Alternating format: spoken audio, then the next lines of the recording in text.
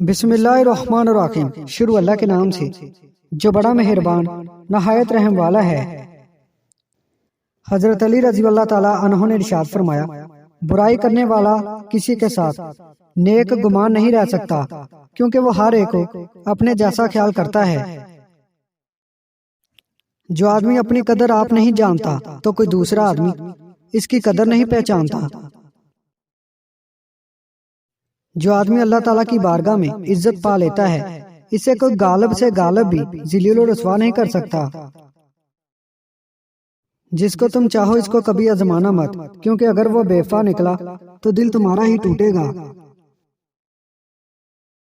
معافی مانگنا یہ ظاہر نہیں کرتا کہ آپ غلط اور دوسرا صحیح ہے، بلکہ یہ ظاہر کرتا ہے کہ آپ کے رشتے کی اہمیت آپ کی انا سے بڑھ کر ہے۔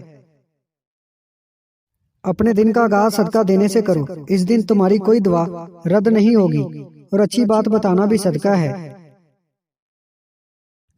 اگر رزق عقل دانی سے ملتا تو جانور اور بیوقوف زندہ ہی نہ رہتے۔ جب انسان کی عقل مکمل ہو جاتی ہے تو اس کی گفتگو مختصر ہو جاتی ہے۔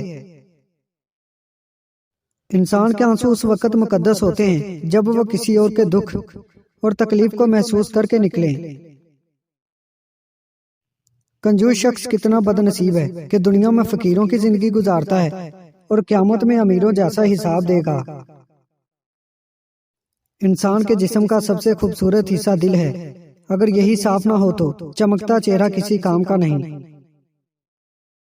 ہمیں چاہیے کہ اپنی ہر چیز دوست کے لیے قربان کر دیں، پر کسی چیز کے لیے اپنے دوست کو قربان نہیں کرنا۔ بہترین بیوی وہ ہے جو تمہاری موجودگی میں عورت اور غیر موجودگی میں مرد کی طرح گھر میں رہے۔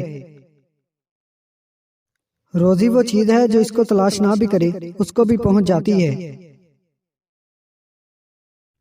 ایمان اس کا نام ہے کہ انسان مصیبت میں صابر اور نعمت پر شکر گزار رہے۔ اللہ تعالیٰ کی عبادت میں مشغول ہونا بڑی مفید تجارت ہے، اور اس کی رحمت کا طلبگار رہنا اعلیٰ درجے کی کامیابی ہے۔ انسان واحد ایسی مخلوق ہے جس کا زہر الفاظ میں ہوتا ہے۔ جن جسموں پر خواہشات کی حکمرانی ہو وہ گناہوں کی قید سے کبھی آزاد نہیں ہو سکتے۔